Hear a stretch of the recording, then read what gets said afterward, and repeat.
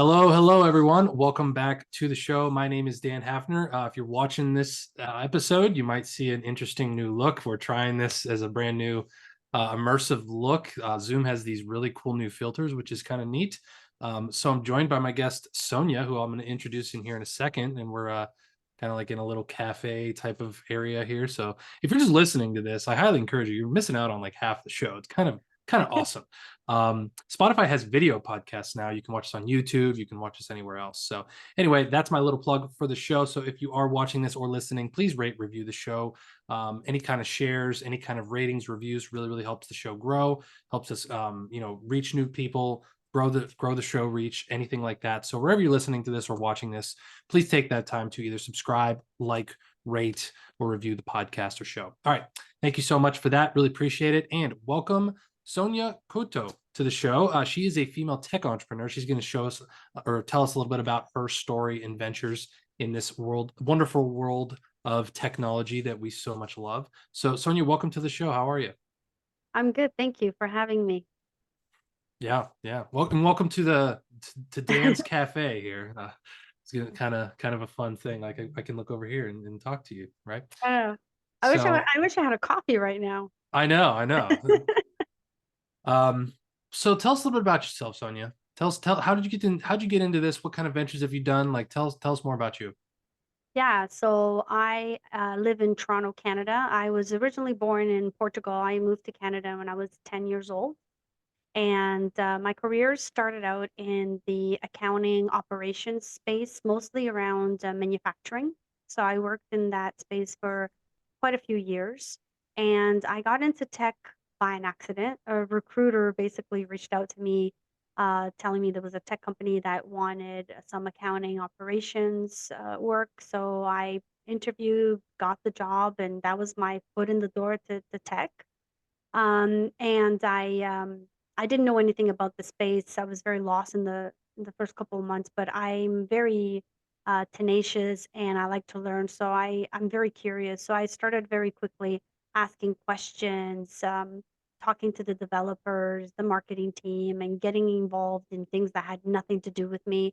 And that really allowed me to learn the space and all different roles within it.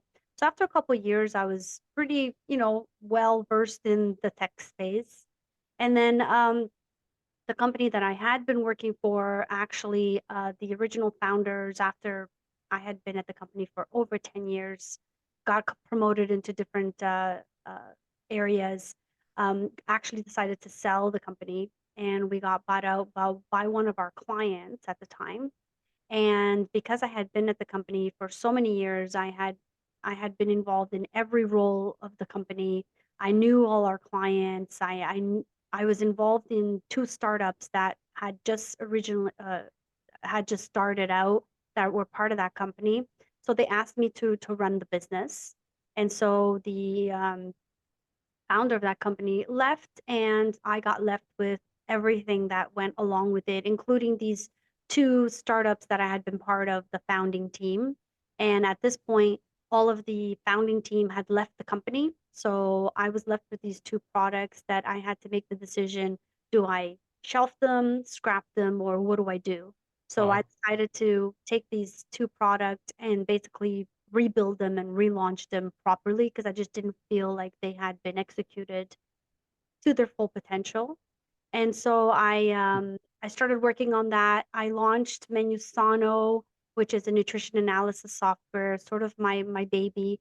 And I actually decided to relaunch it, and I got diagnosed with breast cancer while I was doing that.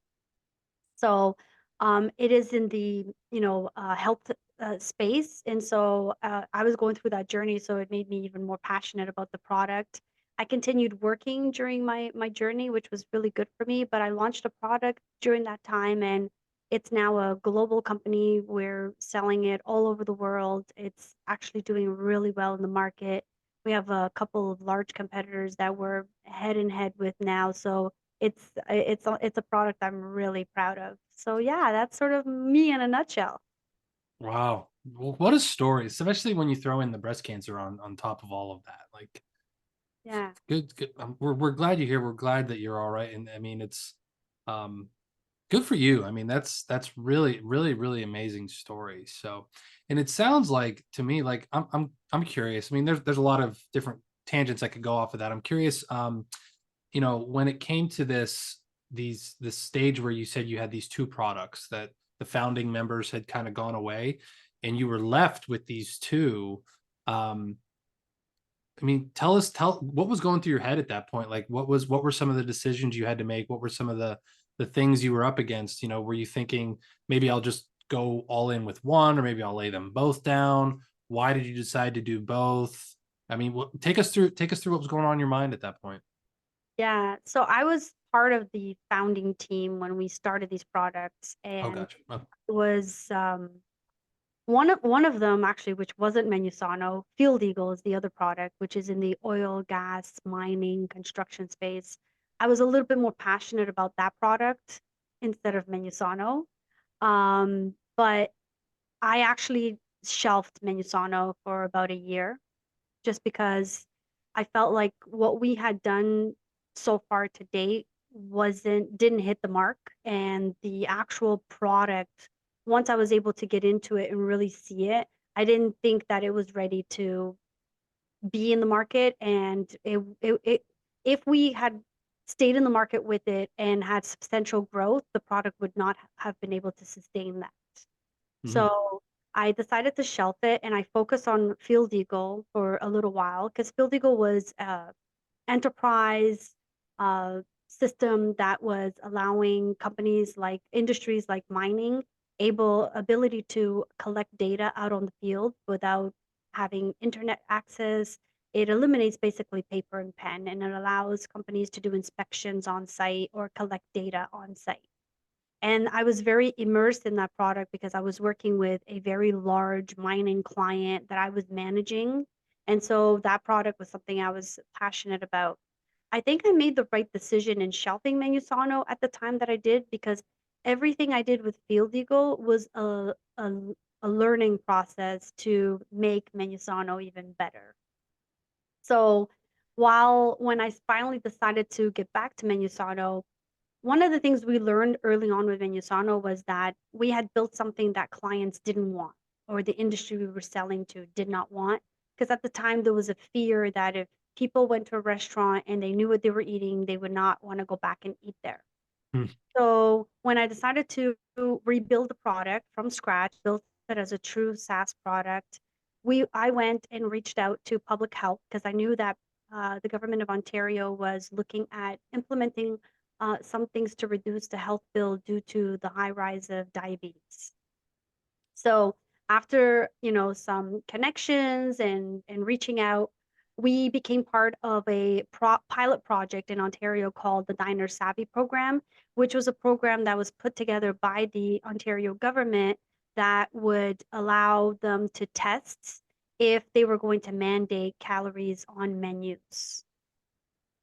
Mm. So Miyasano was the tool that was used with public health, dietitians, chefs, all of that. And it really allowed us a whole year of having professionals test the system, which in turn allowed us to make it even better, even though we had already rebuilt it.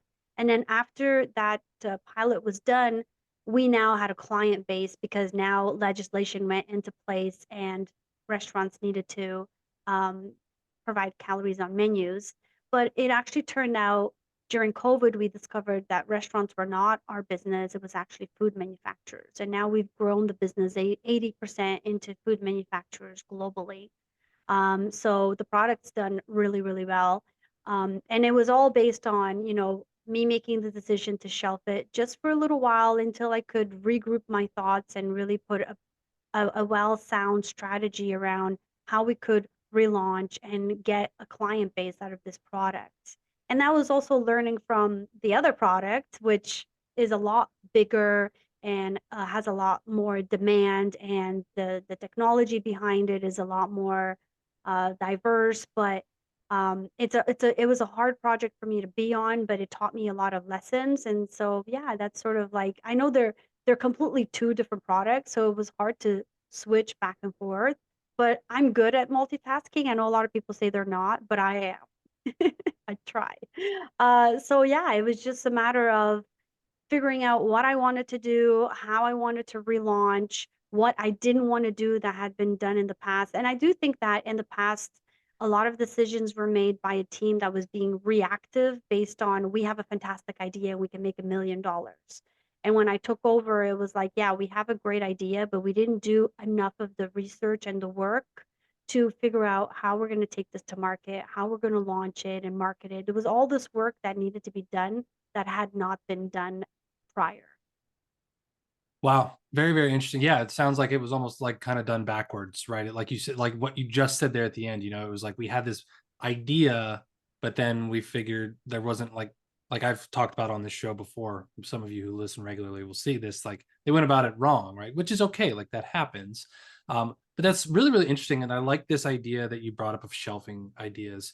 Because just something to add to that too. I think um that worked out for your benefit, right? Like that actually for multiple reasons. Like you had this other thing that you were going and building and making money at and doing, but you learned a lot of lessons from that. But then it also was a blessing because you actually end up going back and rebuilding this product, and it turned out to be a bigger and better thing in the end, right? So I think there's a thing, to say about that of like it's okay to shelve ideas for a little while. It's okay Yeah.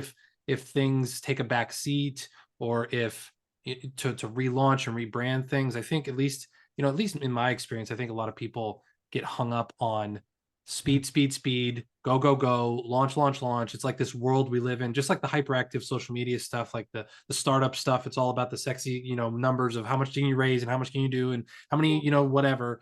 But at the end of the day, like if you there's no shame in like I've shelved products.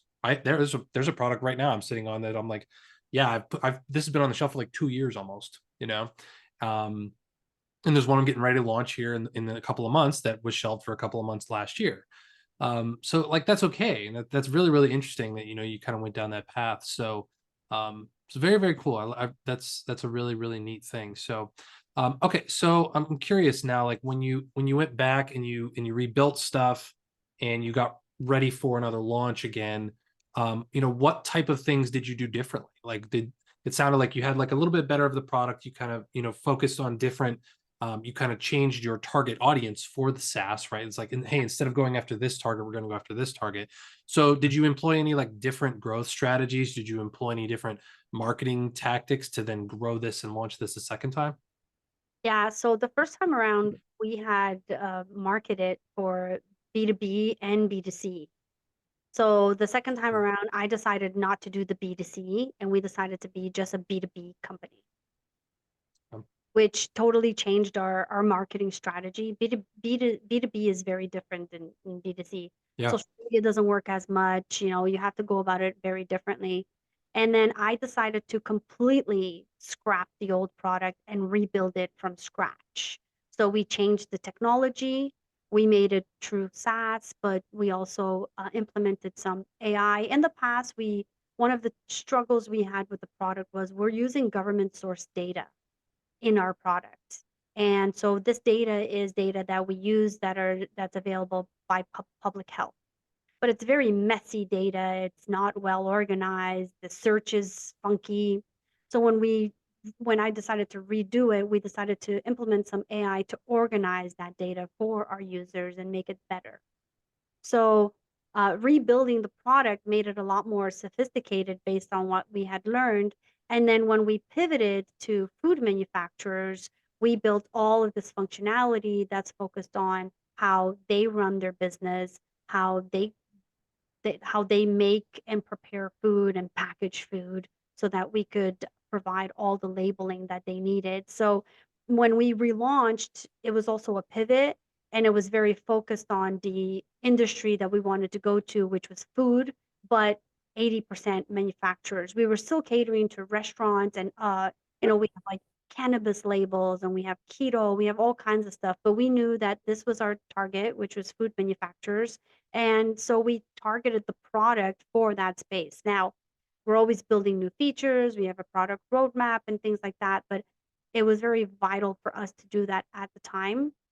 And that's why I chose to rebuild it because I knew that if we just shelved it and took it off the shelf and cleaned it up, it was not going to be sufficient, a year later. Technology changes all the time, right? So the technology we had originally built it in order for us to relaunch with it, we would have to do a complete, upgrade in that technology. And now there's like so much out there.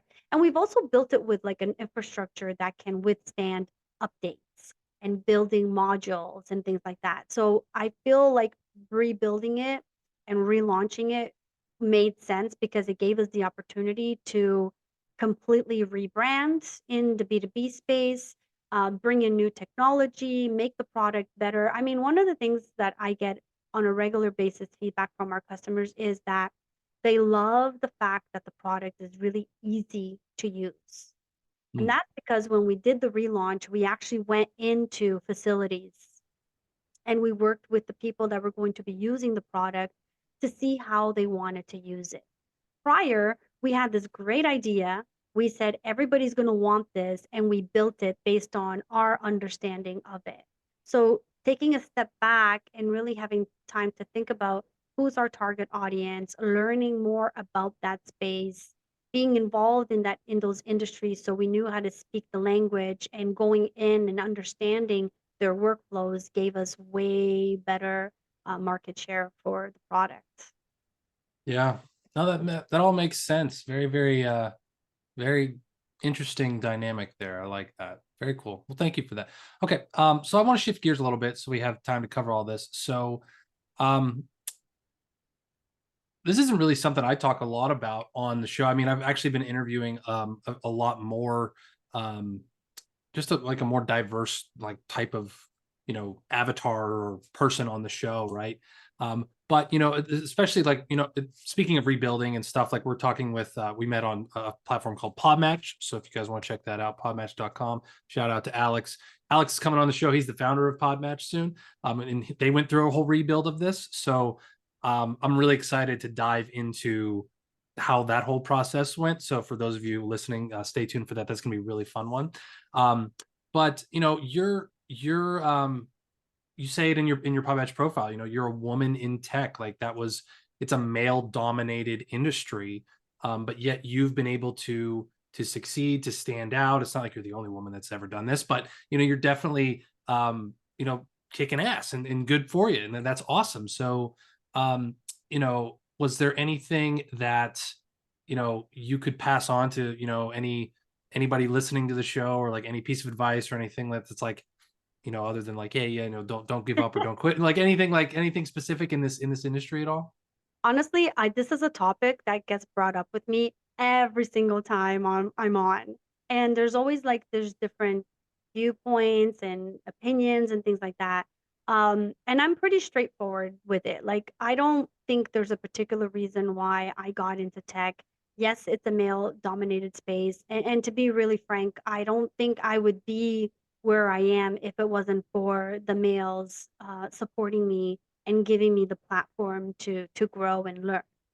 Um, for me personally, and this is different for everybody, for me personally, how I was able to get into it and grow was just by doing the work. I went above and beyond to learn. I didn't just, come in every day, sit at my desk and do the tasks that I was assigned and stay in the box of the role I was given. I made it a point to go outside of that. And, if they were in the boardroom having a meeting, I would ask if I could join and be a fly on the wall. If they were sitting in the back room having a strategy around, how to fix a problem that they were having, I would join, and they always welcomed me and helped, wanted me to be part of it. Not that I was contributing at the time, but that gave me an opportunity just to listen to the types of conversations they were having. And then later on, when I did get into the director of operations role, I made a point to physically do every single role or as many roles as I could. So, I was already doing operations. I had done accounting. So I wanted to learn how to do business analysis. So at the time, we had somebody who had left and someone new that was coming in. So I asked to fill that gap in between. And so I actually worked on a real project and I was doing the business analysis and it allowed me to learn. I've done project management on many different projects over and over again. Like I said, the one product that we are in mining, I managed one of our biggest mining clients and I did that for about 5 years. So, and then, I know how to do QA, I know how to do product management. I can sit down with my team and tell them, this is what I need you to do. This is how I need you to build that because I was curious and I got involved. And really, that's what led me from starting, at the bottom and going up. Now, I don't think it's fair to say you can start, in an accounting position, all of a sudden go into a director position and then, run the company, which is what I'm doing now. I think you have to be willing to go through the learning process and go through the ropes of, okay, I'm here, now I've learned this, now I'm going to get a promotion and I'm going to go into that role. Because there was a lot, it wasn't just the roles that I learned along the way, it was also how to manage people and what to say and what not to say and how to speak to clients and how to manage clients. There was all these things that I was able to learn along the way. So my advice to anyone is, if you're in an environment where you're supported and they're encouraging, be curious and get involved in things that are outside of your normal role so that you can grow and learn and then get into different roles. Yeah, amen. That's awesome. I mean, it sounds like, there's I can't think of a story off the top of my head or an example off the top of my head, but you think of there's a lot of things you hear a lot where people who were, became successful entrepreneurs or successful owners kind of were like that Swiss Army knife somewhere along the line. They had experience. They weren't like a master of one thing super, super well and expertise. One area, I'm just good at this one thing, but they kind of were that jack of all trades, a Swiss Army knife. And I think that's kind of what leads to being a successful CEO, just like you said, like kind of or even a startup founder for any kind of platform or a company or whatever, is kind of knowing what those different roles do instead of just being the dictator of like, I expect you to do this, and it's like you don't appreciate how hard this actually is, right? Ah, uh and you know what, too? People appreciate you. People listen yeah, and they respect you because you've been there and you've done it. And a lot of times my team will come to me and they're like, "We're stuck, we need help." And I'm able to come in and I know the role that that department's in and what they're doing and what they're struggling with, and I can come in and help them solve those problems because I've been there and I've done it. They can probably do it better than me. That's why I hired them. But I can bring in, a perspective that they don't have and help them problem solve. And that's what I try to do with every department, right? I let them I'm not a micromanager. I let them go off and do their thing, and then I step in when they really need help solving problems. I'm and a you know problem what solver. what's that? I'm a problem solver.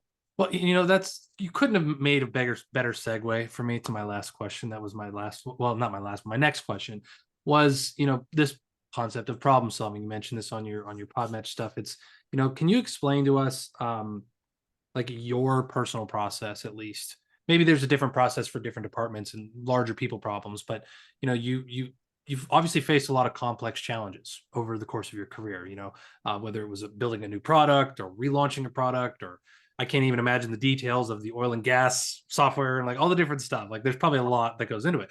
So what's your process for like breaking down complex problems and then ultimately solving them? Keep it simple. Keep Yeah, it simple. I work with a team that of diverse individuals that, I love them to death, but they tend sometimes to overcomplicate things. And I find that in tech, that's a very common Yeah. thing, like you wanna build a bridge. And I'm sure you're in tech, you've seen that drawing of the client said they wanted a swing with a tire and the developers built an entire creative around it, right? Yeah. And I always use the concept of, I want to build a bridge to cross over to the other side, and you've built me a rocket ship to cross over to the other side. So I think well, not I Mm, think, what I try to do with my team is I try to be the person that keeps things simple because their minds, when they get into something, it's like an accountant that's trying to do a reconciliation and they're off by a penny. And they're like, the more they try to reconcile and find that penny, they're never going to find it because there's now so ingrained in it that it's just going to be impossible. So Mm. sometimes it's nice to bring in like an outside perspective. And I always think like our customers think. I want something that I can go in, do ABC, log out, and get out. Our team is always thinking of, I want to log in and I want to make sure that it authenticates and I want to make sure that it has this and then I want to be able to go in and do that, but it needs all of these other parts to it. So they're so ingrained in all the smaller details that they're not looking at like the bigger picture. So when I come in, I can bring in the perspective of, okay, guys, let's step it back for a second. What are you trying to achieve? Okay, we want to build a bridge to cross to the other side. Okay, why are you using that technology? That technology is for a rocket ship. So can we like scale it back? How can we do that? So really what I do is I challenge them and I ask questions based on my mindset around I'm going to use this and I'm not a developer. I want to be able to go in, do ABC. So how can I do that with you guys building something that I understand and it's not overcomplicated? So I try to keep everything simple.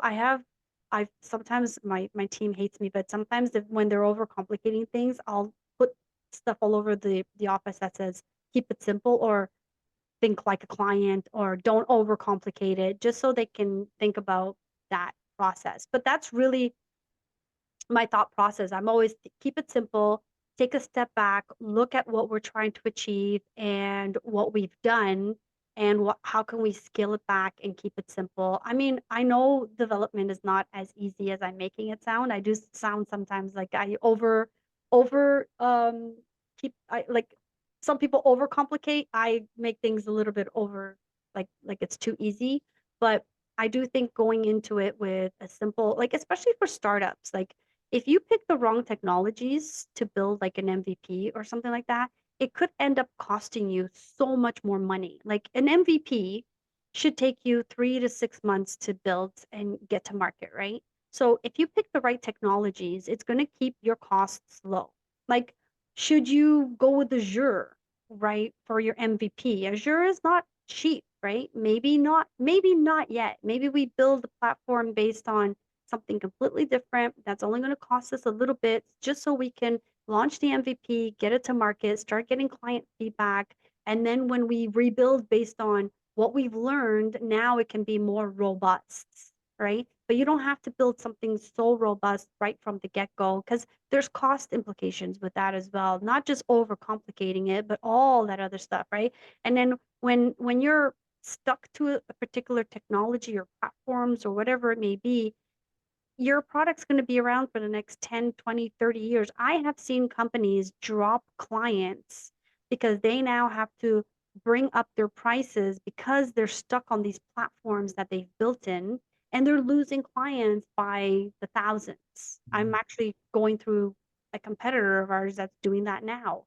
And it might sound like a great strategy from the start, but long term, it might not be. And that's the other thing. You have to think long term. If you're building a product that's going to go to market and you want it to be around for the next 10, 20, 30 years, what are your costs to that point? So I try to keep things simple. Great answer. Great answer. That's really, really helpful. So no, I gotta say I'm even guilty as charged there. Like I see what you're talking about is I saw your face when I was saying it. yeah, because I kind of in the midst, and for those of you who followed the show, I've been kind of alluding to this launch of this new product that I'm coming up on, and I am because I'm doing it all by myself, and it's just like I want to just see if this works. I haven't hired anybody because I build my own stuff anyway, and I can see myself doing that around where like you, like somebody like that can just come in and just I want to solve this thing and do this thing, and then that's it. But the developer mind is always thinking of like, well, we need this and we need this and this has to scale this way and this has to be and it's tough to switch between both of that, which is now why it's you see more of the value in a UX person and then a QA tester and the developer and the business development people and that kind of stuff. It's why when you really want, like really successful tech platforms, like you do need an entire team for this type of stuff We because do. everyone's mind works differently. And that's where I find is like I have to switch from developer mode into client mode into marketer mode with this one specific thing that I'm doing. Yeah. So I get that 100% for sure. One of the things I always emphasize when I'm talking to founders or startups is documentation. And Mhm. I find that most people don't know anything about it. First of all, they don't know the value. Like a business analyst's job is to basically document Right. everything that you're going to build and hand that over to the developer to do. And now the developer's job is a lot easier. So I do think also like the documentation part is something critical that doesn't get done as often as it should. Yeah, 100%, 100% for sure. Um, wow, very cool. Lots of cool nuggets in here today. This has been really fun. Okay, just one more thing I wanted to talk about, but and this is kind of more of a marketing type of question, not really like, inside of this stuff, but you know, um, tell us how you continue with this growth mindset, like when you have this, so you go back and you redo this tool and you're ready to get going again, and you kind of told us a little bit what you did and stuff specifically, but then I'm like inside of just mindset around like how do you as a tech founder um continue to push the envelope even now that you've reached this level of you're a global company, you sell what you sell all over the world, you have big, you're in the deep end, so to speak, right? Like you're swimming with the big fish. How do you maintain that now at this level of we need to grow, we need to do this? Is there a different mind? Is it kind of less foot on the gas? Is it more foot on the gas? Like tell us a little bit about what you got going on. Yeah, for me, it's more foot on the gas for sure. Okay. Um, one of the things that like I think is very valuable is the industry that you're in. Go to events for those industries. That's really where you're going to get to meet people and you're going to understand the ins and outs of those industries. Where do they go and look for their marketing? Like, should you be advertising in a magazine? Is online and SEO enough and pay per clicks and things like that? Or if that's not bringing you any value and it's not, substantially growing your business, what do you need to be doing? What are your competitors doing? Right. So I think that's sort of that's something that I always try to do. And anybody who knows me knows I'm always at events. I'm always out and about, and I'm learning the lingual. One thing that I did late last year that I found really valuable, I started what I like to call our customer board. So product managers are in charge of creating the product roadmap, right? So for our products, I'm the product manager. I work with the teams, but I want to be in control of that. And our roadmaps are always based on, features that we want to build in the product, based on nice to haves. Oh, this is such a cool tool. Let's build it in. So I've turned it around and I've built this customer board that allows our paying clients to tell us what we're going to build on our roadmap, not us. We're just Nice. techies, right? We just want to build cool stuff. Yeah, let's put some AI because it's a buzzword. No, no, no. I've taken it completely back and I said, okay, how can we keep growing? Well, we're going to keep growing by building things that are valuable to the industries that we're in and to the clients that we're already servicing. Your best clients are your existing clients. So we can now have the opportunity to even upsell to our existing clients and bring on new clients. So the roadmap that we build for each quarter is always based on, you know, 10 items that our clients are asking for, and then we'll do one item that's our nice to have.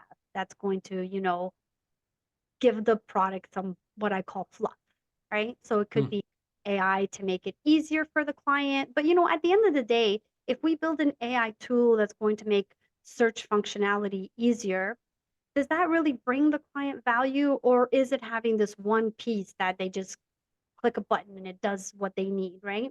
So I've started this board and I'm getting really good feedback from clients. Also, another thing that I still do, and every time I go to a meeting, customers are like, "Oh, you're here."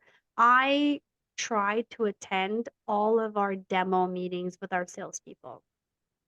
And in a lot of cases, I will do the demo myself. Now, it's getting harder and harder for me to do that. So I do tell our salespeople, try to book me in at least a couple of times a week where I'm in your sales meetings and I'm doing the demo.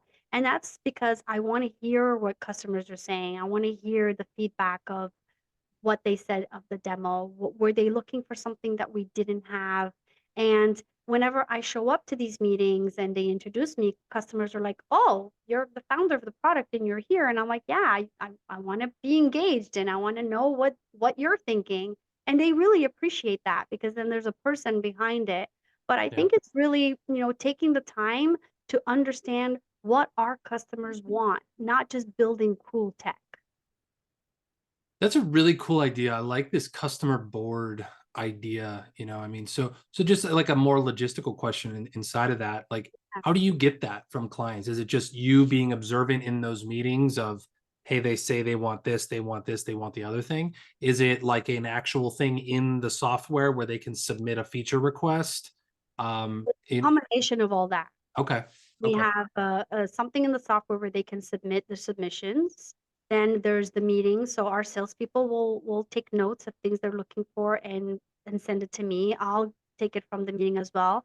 But in our newsletters, our monthly newsletters, we have a customer board section where we tell them the things that we finished, the things that we're working on now, and the things on the list from the board that we're going to be working on next. And then wow, I have a monthly meeting with actual clients. So I'll send out an email individually and I'll say, I'm going to be having a customer board meeting on January 31st. And I'm going to have, 5, 8, 10 people on who's interested. And I'll make sure that there's no competing companies within those meetings, and then I'll bring them on. And, usually it's about it's kind of like a round table with my customers. And I'll understand what their challenges are around working with our software and what would make their life easier. And some of them are like, Sonia, like, we absolutely love the software, but I just don't get this one part. You guys built it, but it's like, and then I'm like, oh my God, that's such an easy fix. All we yeah. have to do is just change that one word. So I do try to do that once a month with the customer board, and I'll actually bring on clients that are interested in telling us. And our customers have embraced this because the product roadmap allows them to get the features that they want without them having to pay extra for it. So customization, you usually have to pay for customization. So now here they have a list of customization that they want to the product, and they're not going to pay for it because they're contributing to the roadmap. And then I take it a step further. And if there's a client that wants, let's say they want an API to a very specific system that we've never worked with before, we tell the client, you know what, we're going to put this in our roadmap, but you're going to work with us and you're going to test this feature for us. And you're going to tell us how you want this to work Hmm. with our business analyst. And we're going to work with you to get the requirements. And we're going to build it exactly to your specs. And then we're going to generalize it and launch it, and you're going to test it. And they're like, yeah, I get it for free without having to pay for it. Yeah, I'm down, I'll work with you. And it's a really good relationship, and it builds trust with our clients. We're not there just to sell you something. We genuinely care about this product being valuable to your business. I love that idea. Like I'm infatuated with that. I really kind of want to figure out a way to do that in the next platform that I'm launching too. Like that's really because we all are familiar with like the board of a company. It's like the big secret cabal in their hoods and like no, you know what I mean? But a customer board, that's really interesting because like you could say, okay, I want customers to be involved in this. Um, maybe they could invest in it, and then they're invested in it or something. But then you kind of like there's like an equity giveaway, like that kind of stuff, like that doesn't. But like this, like they're invested in it because one, they know you care. Two, like you said, they actually get to have input on where they would like to see the product that they already paid for go. Yeah, I mean, that's such a cool idea. I love it. thank you. That is really, really, It's really, really You neat. know what? It's a really good idea, and I think more companies should really focus on that, right? Because they, Wow. you don't. you don't look like a greedy company. You actually look like a company. And I mean, ideally, we're not trying to look. We are a company that generally we want our clients to be with us for the next 10, 20 years. So if they're contributing to our product, they're contributing to our growth as well, Hmm. right? Yeah. So it's a win-win. It is. That's such a cool idea. Such a cool idea. For those of you listening, that like take notes on that one. That's a good one. That's a really good one. All right. Well, let's wrap this up. Sonia, thank you so much for joining. Where can we go to find out more? Anything, any pages you'd like to share with us here? Yeah, so I'm on LinkedIn, Sonia Couto. I have a website where you can access all of my information. So it's actually soniacouto.com. So it's SONIACOUTO.com. And there I have links to all my other companies, sites, podcasts, everything. So yeah, and hit me up. I always message people back. Don't feel afraid to reach out. Awesome. Awesome. And for those of you listening or watching this show, or those links will be in the show notes as well. So, well, once again, thank you, Sonia, for coming on. Really appreciate it. This was really, really fun, really interesting conversation. Thank you for coming on. Hope to have you back someday. So, thank you so much again. Thank you all for listening. Really appreciate all of you and your loyal support. Please, if you're still here, please share this with at least one person. That's always my mission for everyone. Share it on YouTube, share it on Spotify, Apple Podcasts, wherever you are listening to this show. More and more people have been giving us really good feedback on how the show's going, the structure of what we talk about, all the content, all the guests. So we're just really trying to grow this to as many people as possible. So thank you very much, Sonia. Really appreciate you coming on, and we will talk to you guys in the next episode. I'll see you there.